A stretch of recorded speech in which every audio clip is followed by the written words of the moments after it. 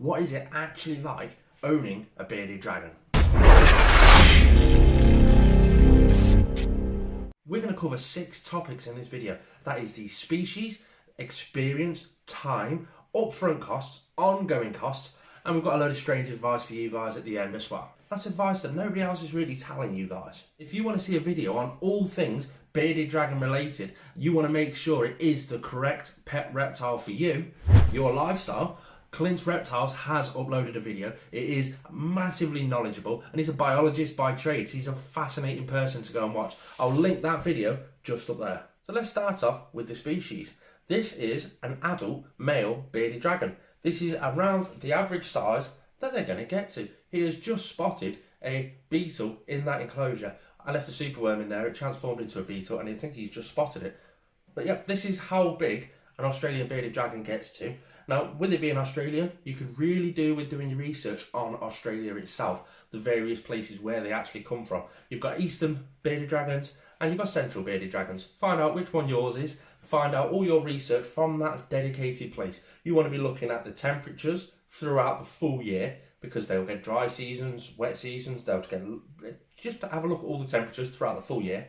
Then have a look at the humidity throughout the full year, because these guys do actually do something called brumation. It's not a hibernation, but it's similar to a hibernation. It's a cold-blooded species version of a hibernation where they basically shut down for the winter and just go to sleep for a full winter. He is absolutely amazing. They are absolutely amazing pets if you've got a family, because as you can tell, he's just sitting here having a wander around. This is Diego. Please don't have a poo on the table, mate. But as you can tell, he's trying to get that beetle. Can you come away from that, mate? I'll get him some superworms. Got superworm? There you go. He spotted it. Did you know there's a tarantula in that enclosure? Now, they are a diurnal species. That means they're awake through the day and asleep through the night.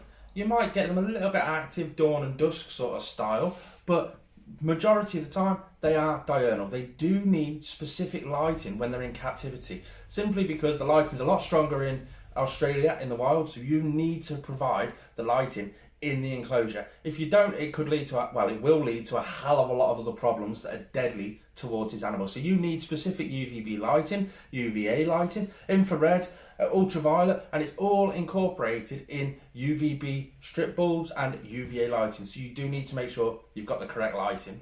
And there's a lot of care guides out there to do with bearded dragons. Now, the biggest piece of advice I can give anybody when they're doing their research is quite simply look at the date it was uploaded. For me, that's the most important thing, because times are moving on, technology is moving on, scientific research, information is all moving on. So the more up-to-date information that you're going to get, that's the best information you're probably going to get. Now, be careful on sites like YouTube and other places like that, because sometimes the information is watched from a video 5 years ago, then it's made again, and then it's made again, and it's just redoing the same information over the past 5 years. On this channel, we give you all of the most up-to-date information, whether it's anything really. So again, hit subscribe. Diego, can you come back here and show off to the camera? Now, these guys are an omnivorous species, meaning they eat both greens, fruit, vegetables, and live food. You will have to touch live bugs at some point.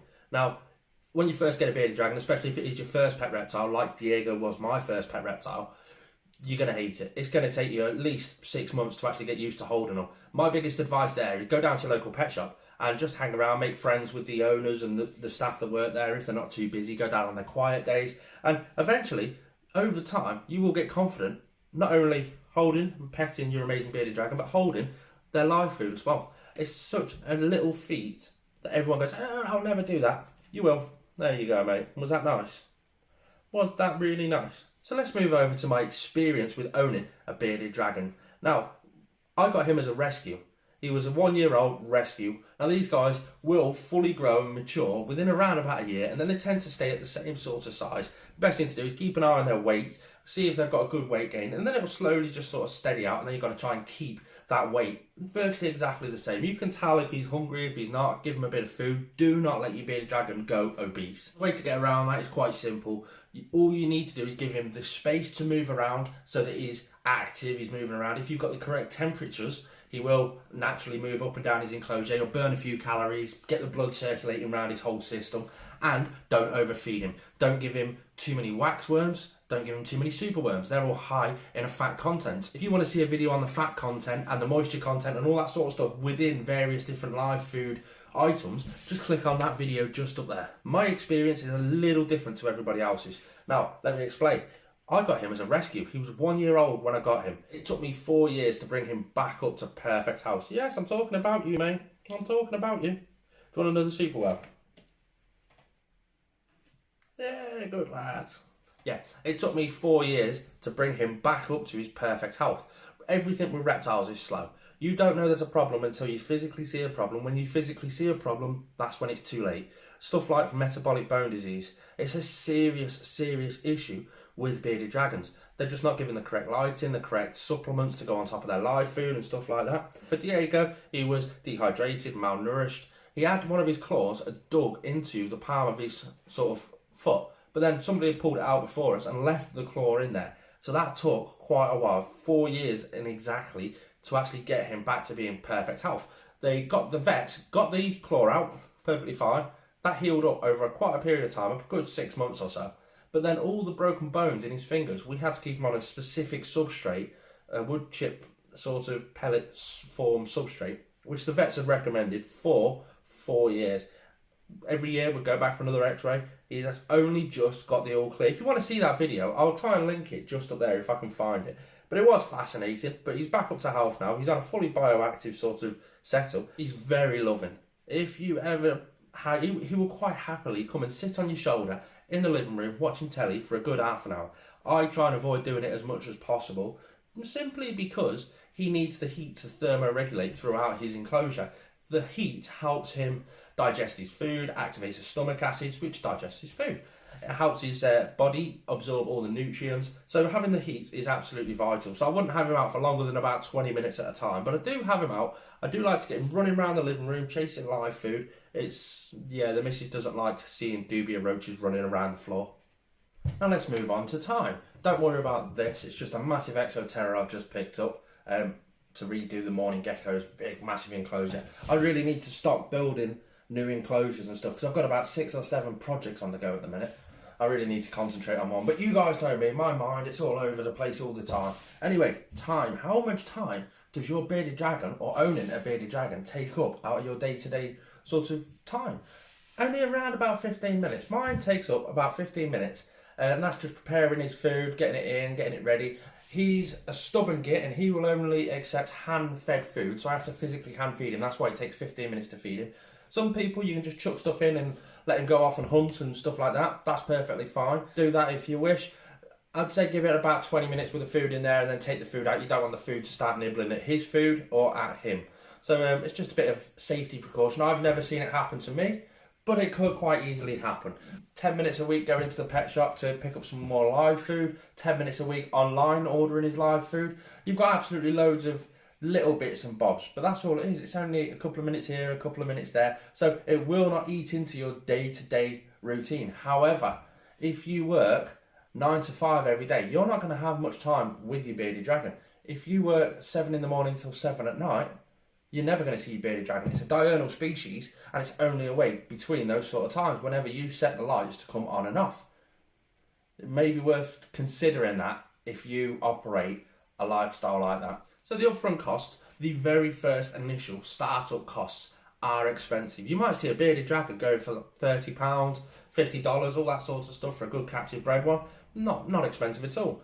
Then you start looking into the enclosure, the lighting, the heat bulbs, the basking areas, the decor, the substrate, the actual physical enclosure itself. And I mean, there are ways you can save money. On this channel, we do like to sort of find little ways you can save money with little DIY hacks and stuff like that. I have recently done a video on 10 DIY projects that you can do throughout this lockdown. I'll link it just there. But let's face it, that's his enclosure down there. As you can tell, we've got a 4-foot enclosure. In America, they seem to think it's okay to have a 40-gallon breeder. I personally think bigger is better if you can go bigger. go bigger. Make sure you've got a good heat gradient from one side of the enclosure down to the other. And that's because these guys thermoregulate. That means they can't regulate their own body temperature. So you have to give them the parameters where they can regulate their own body temperature. So they've got a hot side. If it gets too hot, they'll scurry over to the cold side. If it gets too cold over there, they'll find a comfortable temperature somewhere in the middle.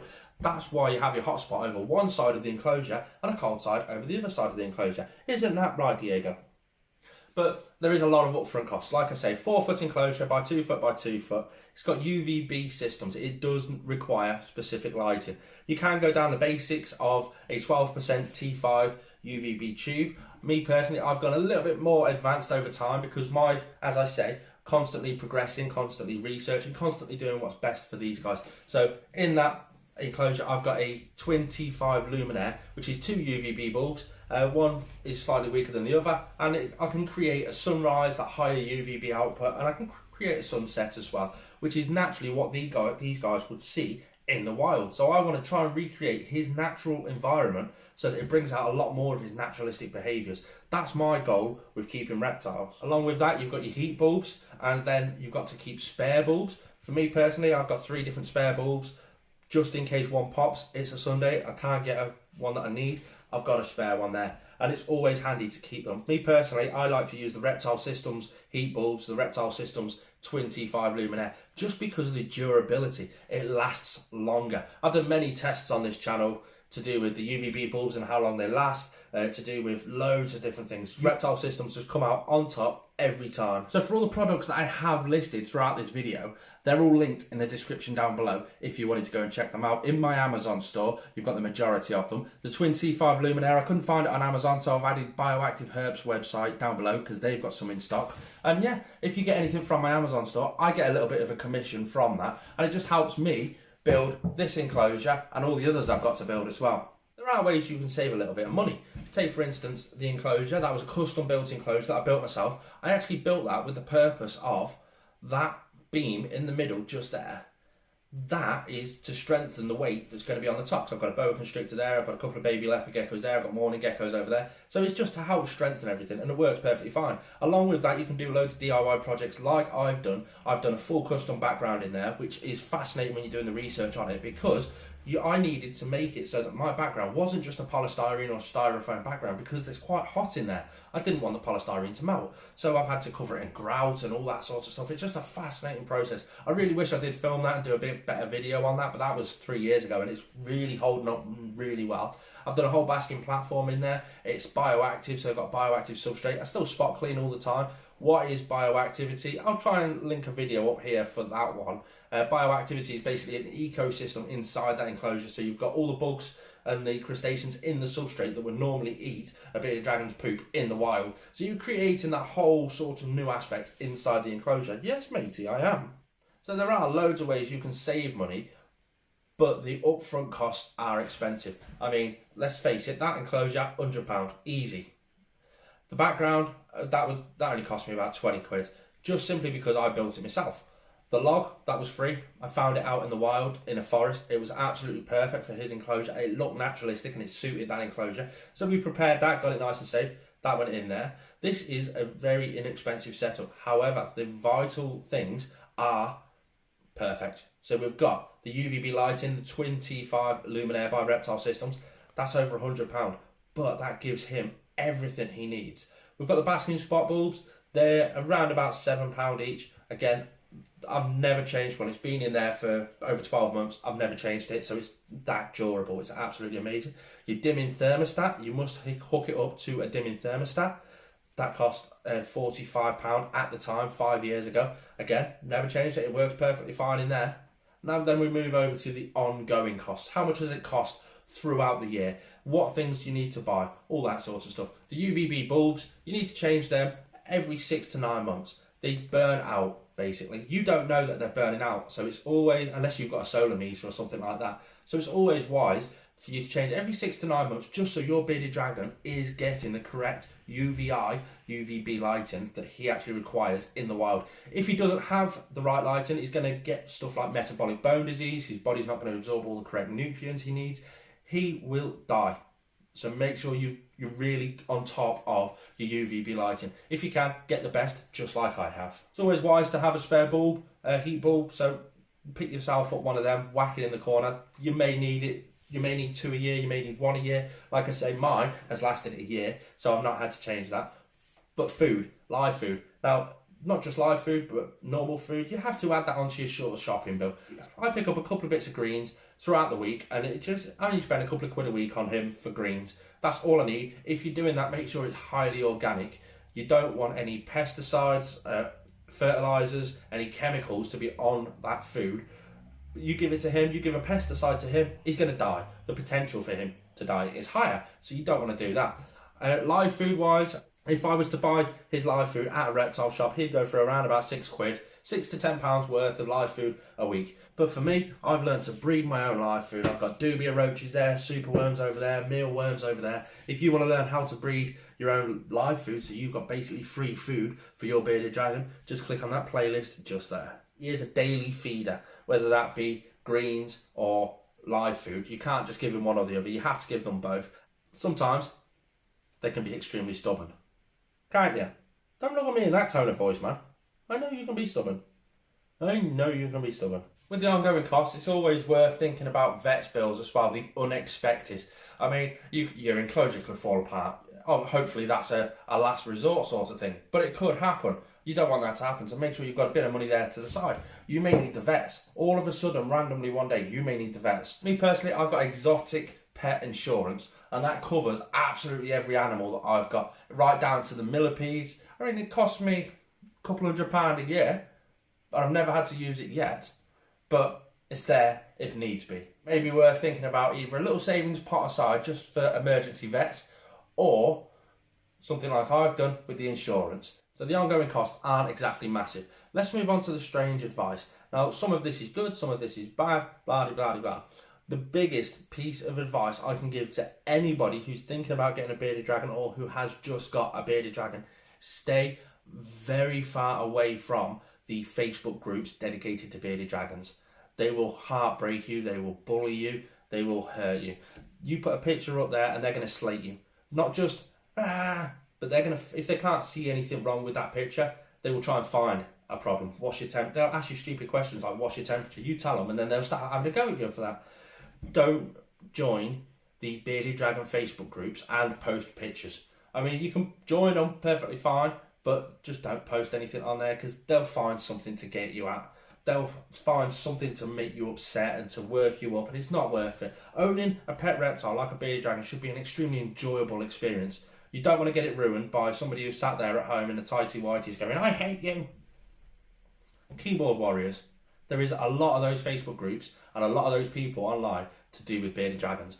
Just be careful, watch yourself, take something with a pinch of salt. The next piece of strange advice is quite simply, just be friendly with your bearded dragon. When you first get him, he's going to be skittish, he's going to be running around, he's going to be scared of you. That's not him being horrible, it's not him doing anything wrong, it's him protecting himself. He thinks you're a predator. It takes time, a good period of time, for him to realise that you're not actually a threat. You're not a pet, you're the person that feeds him, you're the person that gives him a few pets.